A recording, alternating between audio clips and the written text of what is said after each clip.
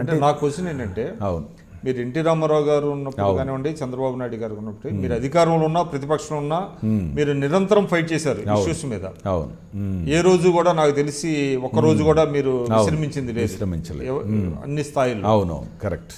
అంతటి ఫైట్ చేసినటువంటి ఒక పార్టీ ఇవాళ పని లేకుండా, అంటే ఏదో ఒకళ్ళిద్దరు వాళ్ళ అస్తిత్వం కోసం ఏదో ప్రకటనలు చేస్తున్నారు, కానీ తెలంగాణలో ఆల్మోస్ట్ తెలంగాణ తెలుగుదేశం ఆ విధమైనటువంటి దట్ యాజ్ అంటే మార్జినలైజ్ అయిపోవడం అనేటువంటిది బాధ కాదా అనేటువంటిది నా ప్రశ్న. అయితే మీరు అన్నది 100% కరెక్టు.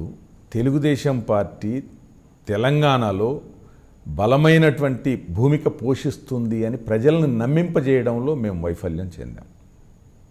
దీనికి కారణం మా ఒక్క ఇదే కాదు.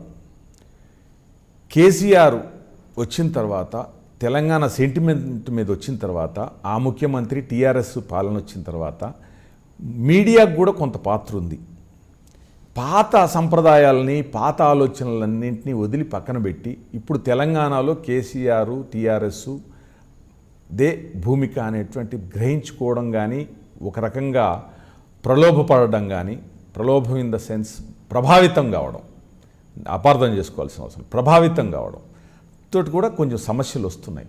ఇవాళ మీడియా సహకారం, మీడియా ప్రోత్సాహం లేకపోతే ఒక రాజకీయ కార్యకర్త కానీ, నాయకుడు కానీ, పార్టీ కానీ ముందుకు వెళ్ళాలి అని అంటే ప్రజలకు తెలియచెప్పే అవకాశం ఉండట్లేదు.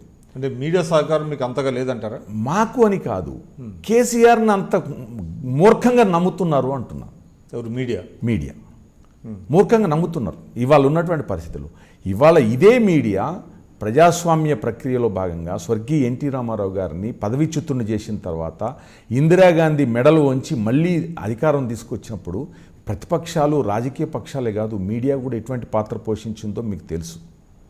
ఇవాళ మీడియా తలుసుకుంటే ఏదైనా చేయగలుగుతుంది, కానీ మీడియానే అల్టిమేట్ కాదు. నిజంగా పనిచేసి ప్రజల్లో పనిచేసేటువంటి నాయకుడికి, కార్యకర్త అది కాదు. కానీ ఇవాళ సోషల్ మీడియా వచ్చింది. ఇవాళ మనం ఇప్పుడు ఈ ఇంటర్వ్యూలో కూర్చున్నాం, సోషల్ మీడియా వచ్చింది, ఎంత పవర్ఫుల్ అయిపోయింది. ఇవాళ ఉన్నటువంటి ఛానల్స్ వచ్చినాయి, ఇవాళ ప్రింట్ మీడియా వచ్చింది, ఇవి ఉన్నాయి, ఇవి ఎప్పటి నుంచో ఉంది. ఇవి ఉన్న తర్వాత ఎప్పుడో స్వాతంత్ర్యోద్యమ కాలంలో గాంధీజీ రాసిన లేఖతోటి భారతదేశం స్పందించింది అనుకుంటే రోజులు కాదు. ఇవాళ ఏది కూడా మీడియానే ప్రజలకి, పాలకులకి, పార్టీలకి అనుసంధానంగా పనిచేస్తున్నటువంటి పరిస్థితి. ఇవాళ ఈ భ్రమలు తొలగిపోవాలా మీడియాకు కూడా. ఇవాళ తొలగిపోయినప్పుడు ఈ యొక్క పార్టీల యొక్క నాయకుల యొక్క పనితీరును కూడా స్వాగతించే పరిస్థితి వస్తుంది. వచ్చినప్పుడు ఆటోమేటిక్గా ఈ యొక్క ప్రభుత్వం మీద వ్యతిరేకత రావడం కానీ, ఇంకొక పార్టీకి అనుకూలత రావడం కానీ సంభవిస్తుంది. దీనివల్ల కొంత నిరుత్సాహానికి లోనవుతున్న మాట మాత్రం వాస్తవం. అయితే మీడియా కోసం కాకుండా మారుమూల గ్రామాల్లోకి వెళ్ళి పార్టీని బలీయమైనటువంటి పునాదులు ఏర్పాటు చేసుకునేటువంటి దిశగా మనం పార్టీని తీసుకెళ్ళగలిగితే మీడియా దానంతట అదే వస్తుంది.